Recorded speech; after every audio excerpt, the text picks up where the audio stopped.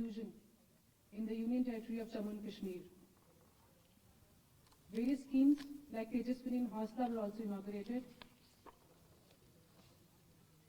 I'd like to mention that the focus of the government has been, in fact, on equitable and inclusive development.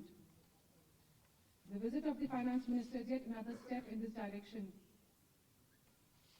Inclusion of people in disbursement of credit to various sections of society in a most equitable manner is the focus of the present government.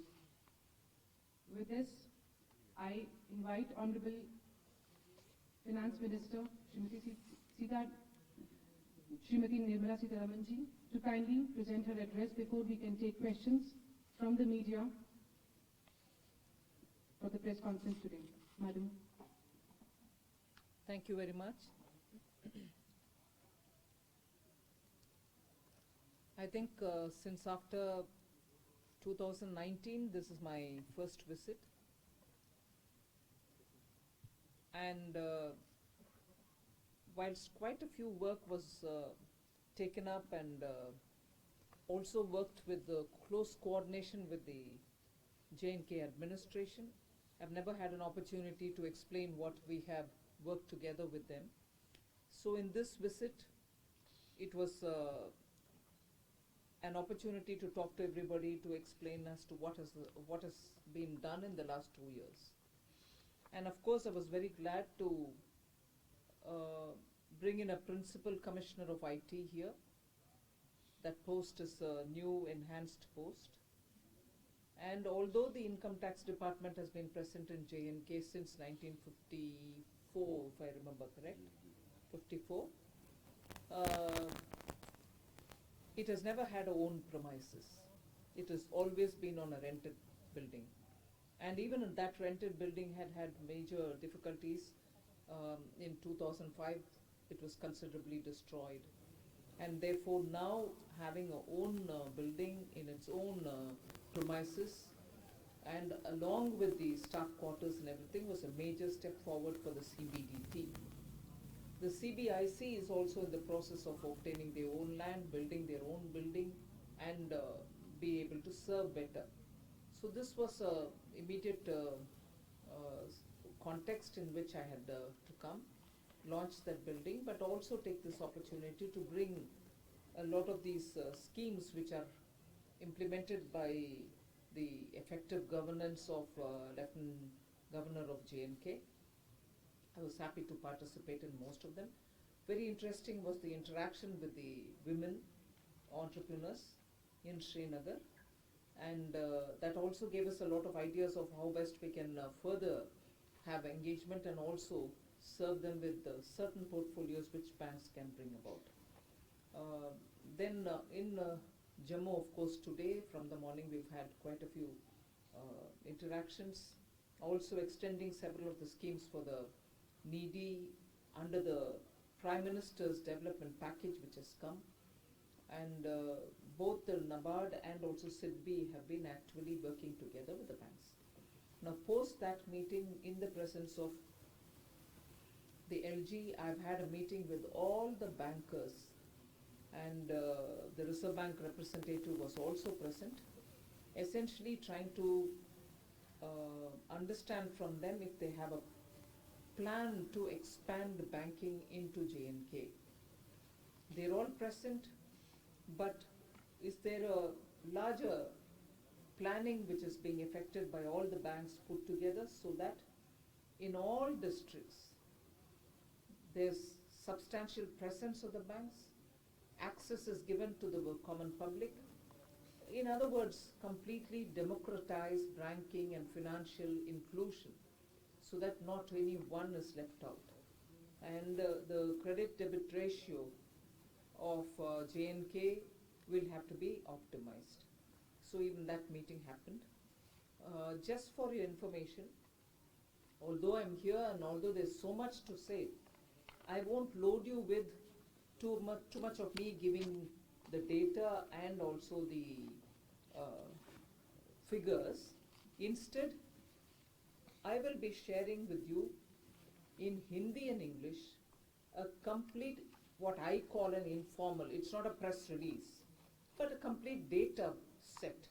It's a docket which will give you everything to do with J&K, what has been the announcements, inaugurations made, how many check and letters have been distributed, then what are the initiatives taken for women entrepreneurs with the data, and again, what is the central transfer which has been made, both under the devolution and also any other transfers which have been made, उसका भी पूरा विवरण इसमें है.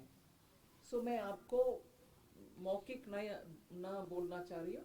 I'll distribute this in English and Hindi so that you'll at any point of time be able to look at it.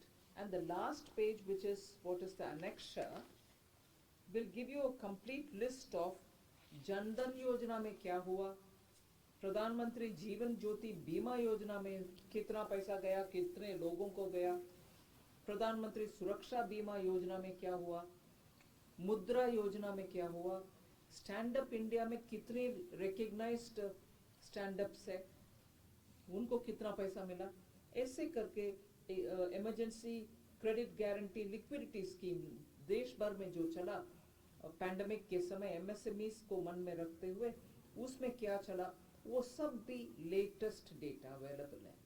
अक्टूबर तक किसी का, नवंबर 13 तक किसी का, सो पूरे लेटेस्ट डॉक्यूमेंट. एंड किसान क्रेडिट कार्ड में कितने तक पहुंचे, नियर सैचुरेशन हो गया है उसमें, और सैचुरेशन हो गया है, उनका बैंकिंग सुविधा जो मिलना है वो भी मिल गए हैं. मैं पूरे इस विवरण को आपको दे रही हूँ. I won't take too much of your time because आपके क्वेश्चंस के द्वारा जो जवाब मिलता है आपको सीधा सटीक उसको उपयोग कर सकते हैं. इसीलिए I didn't want to load talking about this. We will have it distributed. In fact, Sarnya, you can have it distributed even now, so that it will be in their hands. I think we can start the distribution. Should we start with the question? मेरा सवाल आपसे है कि आपने Mic ले लीजिए. की बात की जो इंडस्ट्रियल डेवलपमेंट या बाकी चीज़ों की, लेकिन जो नए फिगर्स आए हैं J&K में और बहुत ही ये एक सबके लिए परेशानी का बायस है कि 22.2% अनएम्प्लॉयमेंट रेट है इस टाइम J&K में, जो कि कुछ साल पहले तक सिर्फ 4% थी. इसकी वजह क्या है, क्या करने चाह रहे हैं आप, क्योंकि ये बहुत बड़ा इशू है. Unemployment is the biggest problem we are facing this time. तो क्या उसके लिए कोई रोड मैप आप कर रहे हैं, क्या किस तरह से आगे बढ़ रहे हैं उसके लिए? इसका पीछे के डिटेल में शायद J&K एडमिनिस्ट्रेशन ज़्यादा विवरण दे पाएंगे. मैं सिर्फ एक छोटा सा मेरा जवाब देने के बाद LG साहब को उस विषय में बात करने के लिए बोल देती हूँ. कोरोना पैंडेमिक के समय जब यूनिट्स बंद होंगे ये से हमें खबर मिल रहा था, उस समय हमने ये जो रजिस्टर्ड कंपनी से छोटे भी क्यों ना हो, उन रजिस्टर्ड कंपनीज को ये एक प्रपोजल दिए कि जिन्होंने पैंडेमिक के लॉकडाउन के समय हटाया गया उनके एम्प्लॉयज को, उनको वापस लेने के लिए एक स्कीम दिए थे कि 22 जून तक, तब से 20 से लेकर के अगर उनको वापस लेंगे, उनका मतलब एम्प्लॉई का और एम्प्लॉयर का दोनों का पीएफ का पैसा हम सरकार से जमा करेंगे. वो उसमें अच्छा नतीजा मिला और उससे हमें ये भरोसा है कि बहुत सारे लोग जिनको वो वापस लेना चाहते थे वो वापस ले लिया. और उसके अलावा ऐसे भी यूनिट्स है जिसमें नए लोग को भी ले आए, उनको भी ये प्रावधान मिलेगा. और ये भी है कि आज हम ये मार्केट में, लेबर के मार्केट में ये देखने को मिल रहा है हमें कि स्किल्स के मुताबिक जो लेबर अगर उनके पास कुछ स्किल है वो वापस उन्हीं के जो प्रीवियस एम्प्लॉयर है उनके पास ना जाते हुए नया भी अपने बार्गेन करके अच्छा तनख्वाह लेने के लिए दूसरे यूनिट में भी जा रहे हैं. ऐसे तो थोड़ा शिफ्ट हो रही है लेबर का नक्शा. इसीलिए मैं मानती हूँ स्किल्ड और सेमी स्किल्ड में ये देखने को मिल रही है और अनस्किल्ड में भी बहुत सारे मूवमेंट्स हम देख पा रहे हैं. I think there is a reset in terms of labor. मगर नया एम्प्लॉयमेंट के लिए भी स्कीम्स बहुत सारे हैं और इन्वेस्टमेंट का रेट मतलब tax for corporate income has been brought down, जिससे हम ये भी देख पा रहे हैं नया, जैसे जम्मू कश्मीर में देखने को मिल रही है पीएम डेवलपमेंट पैकेज के तहत कितने सारे नया यूनिट्स लगवाने के लिए लोग आ रहे हैं, उनसे एम्प्लॉयमेंट भी बढ़ेगी. ये generally I want to give as a all over India. मगर अगर एलजी साहब कुछ ऐड करना चाहते हैं. 5 महीने पहले 9% था, तो 4% कब था, अभी 5 महीना पहले ही वो 9% था. ठीक है ना, मैं गलत नहीं कह रहा हूँ. तो अब क्यों आया है उस कारणों को की तलाश हम कर रहे हैं, लेकिन मोटे तौर पर स्वरोजगार कैसे मिले और सरकारी भर्तियां कैसे की जाएं जो रिक्त पद हैं. तो आप देख रहे हैं कि मुझे लगता है कि एक जितनी रिक्तियां हैं भर्ती अभियान जिस तरह से ट्रांसपेरेंट ढंग से शुरू किया गया है, मोटे तौर पर 8-9 हजार लोग नियुक्त हो चुके, 20,000 भर्ती हम लोग करने जा रहे हैं.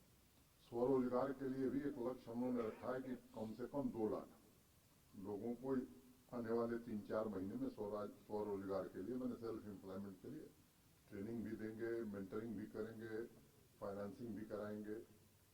भारत सरकार की जो विभिन्न योजनाएं हैं उनके अंतर्गत भी हम लोगों को ट्रेन करना और कैसे वो एम्प्लॉयमेंट पावे इसकी दृष्टि से काम कर रहे हैं. अनेक कार्यक्रम मिशन यूथ और बाकी रोजगार सृजन को लेकर के हो रहे हैं. मैं उम्मीद करता हूं कि मैं ये आरोप नहीं लगा सकता कि ये आंकड़ा गलत है, क्योंकि कभी मैं ही इसको कोट करता था. ये मैं मान सकता हूं कि कहीं न कहीं हमारे यहाँ से कुछ डेटा देने में भी चूक हुई होगी. मुझे लगता है कि 1-2 महीने बाद परिणाम आपको थोड़ा डिफरेंट दिखेगा. जी Sunil ji. Alters, right? Every penny of the common man will be recovered. Ma'am, there are two big names, Vijay Mallya and Nirav Modi. They have fled the country. You are aware of the entire episode. Ma'am, tell us that we understand that some of their assets and properties have been seized by the government. Has the total amount been recovered, and what is the progress as far as their extradition is concerned? First of all, every time Nirav Modi or whoever you want to name, why two big names? There are many more names you can add if you want, but in every one of these cases, and I will say this with a certain sense of responsibility, NPAs used to happen even earlier. I would like to say this with responsibility here, that we have ensured that we pursue in all these cases and get the banks the money back. Otherwise, the NPAs wouldn't have come down, and the monies are being given back to the respective bank through due process in the courts. And therefore, this is an ongoing process. We shall not let go any defaulter, and particularly those who have fled the country, and we will get their assets back through the courts to give it to the banks. जी यहाँ से mister Shah. Jammu and Kashmir has seen a major economic hit due to several reasons, and one of the major reasons is COVID, and another, after the application of Article 370, the situation how it remained in Jammu and Kashmir. What immediate measures the centre is taking to turn the economy of Jammu and Kashmir? If you don't mind, I'll make a small correction to your question. If pandemic affected and all over India there was a problem, it affected Jammu Kashmir also. I'm fully with you on that. But post abrogation of 370, if you think the economy has been affected adversely, no, I'm sorry, not at all. On the contrary, post 370, I now very clearly get information from the officers. They can expand on it. There is a fervor to complete all the pending projects also. Today I was astonished to know that a project which was commenced in 1979 is getting completed now. People who have never had access to any kind of funding through banks or any others are all getting that now. And you saw from the morning's program the number of people who have benefited due to PM development package, people who are opening up new businesses. There were stalls where I went in the Jammu University. where quite a few of these people were saying, now we are starting another unit and therefore we'll be bringing in newer capacity. So, while the pandemic, yes, I'm with you. But post-abrogation, not only old projects are getting completed, newer activities are also being taken up. Banks have come in a big way to fund all these activities. And the various schemes of the Honorable LG, whether it is a scheme for supporting students who need scholarship, or the various, this morning I think he listed about 8 which I could hear, if I counted them correct, Tejasvi, Hosla, Ummeed, are all, Mumkin, are all schemes through which people have been given assistance for doing their business. And this is like never before in J&K. And today, therefore, the activities are far more than what it was ever before. And therefore, your question, I would, the next time around when I come, I'm sure you would say, post 370, a lot of things are happening, but this area you want to do more, that area you want to do something else. That kind of an input is what I would expect from you the next time. बस 1,000 करोड़ का already clear कर चुके हैं। Tourist footfall मुझसे बेहतर आप जानते हैं, पिछले महीने 12,83,000 लोग JNK में आए हैं। शायद 10-15 साल में आंकड़ा कभी नहीं रहा होगा। आप खुद जिस फील्ड में हैं, पता कर लीजिए होटल की क्या स्थिति है। आपके पास भी फोन आता होगा, मेरे पास भी आता है, साहब रूम नहीं मिला है, दिलवा दीजिए। वैष्णो देवी एक मुख्य यहाँ पिलग्रिमेज, तो वो संख्या भी जरा चेक कर लीजिए कि स्थिति क्या है। मुझे लगता है कि अगर इकोनॉमी की बात आप करें तो टैक्स कलेक्शन हमारा 53% बढ़ गया है एक्साइज में। GST कलेक्शन भी हमारा बढ़ गया है। Target of GST and excise collection being achieved in full. The tax collection showing significant growth and resilience. तो जितने भी पैरामीटर्स हैं इकोनॉमी, मुझे लगता है वो पहले से काफी बेहतर होने। अब उधार की अर्थव्यवस्था, कर्जा लो अभी भी नहीं चल रही है, सही में चल रही है। Madam Ji, Good afternoon, and the financial health of Jammu and Kashmir is concerned. There has been always allegations, or even the CAG had been reported as parking of money, overdrafts, delay in projects. How has government, including the state as well as the central government, been able to bring it back on the, as far as this financial health of Jammu and Kashmir is concerned? I think in the last 2 years, the work that has happened is absolutely, I'm using consciously the word, stunning. The government procurement, government recruitment, government spending of its resources, taxation or deployment of resources, whatever be, they are now available online 24/7, and they are transparent processes. One example I was stunned to know is even recruitment to the junior most levels have been completely backdoor operations all these decades. In a state where probably more than 5 lakh are government employees, nearly 2.5 lakhs, I'm told, are clear backdoor people. And if that is the record for the last 60-70 years, what has happened now in terms of what is collected, what comes from the center, how much does the government get, and how is it used? They are all available online for you to see. So, in terms of bringing transparency in governance, in terms of being transparent itself tells you that they are accountable for every 1 rupee which is deployed in the ground. This kind of an approach to governance is absolutely unheard of in J&K. And for that, I would honestly thank abrogation of 370. If that was the obstruction for bringing in transparent and democratized government, we've done ourselves a biggest favor by that abrogation. And quickly, please have a look, all of you all can have a look, within 2 years after that abrogation, the entire administration is now visible for every citizen of J&K to see what is going on here.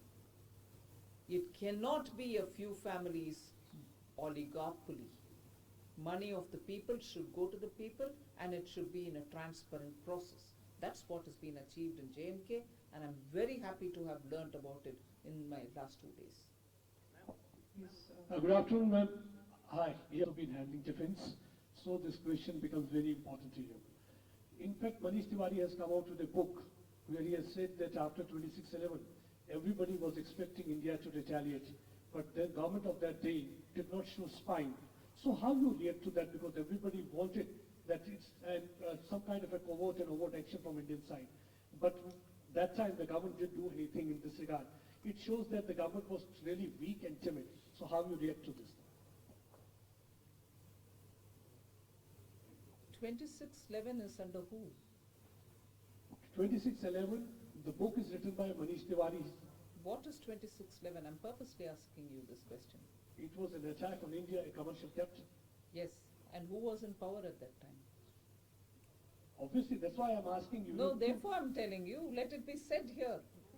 Who was in power at that time? Obviously, UPA government was in. And that is why I'm saying decisions of this nature during Prime Minister Modi's time, 2014 onwards, you would see he is done with a clear-headed leadership which takes the armed forces into confidence and addresses the issues. Whether it is Pulwama or whether it is Balakot, and I've myself come to Sunjwan, and you are aware of it, you were there then too.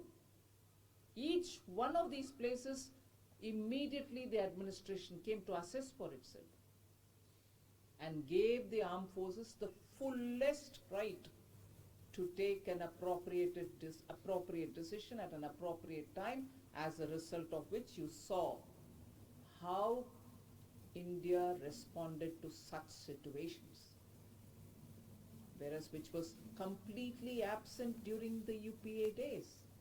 And that is why, in spite of such a blatant attack, we have not had justice given to us till today. So very well that the book has been written, but this is my response to you, and you've been on the ground at every site watching things happen then and things happen after Modi came to power. One more small question, ma'am. Nowadays, Dharma, everybody is going for the Dharma, then they keep on threatening the government, blackmailing the government. This has become a new template after Shaheen Bagh. And now Owaisi is saying that he's going to sit on a Dharma regarding CA. The government has decided to go for the notification. You think that the government need to take a strong stand against this kind of a template of Dharma and Dhamki that nowadays the opposition party leaders are resorting to? Only then it's going to set a message right and clear to the people that this is only going to lead to anarchy. Government takes a call which is matured call, and a call which always keeps the nation on the top priority. Every decision of this government under Prime Minister Modi keeps the nation on the top.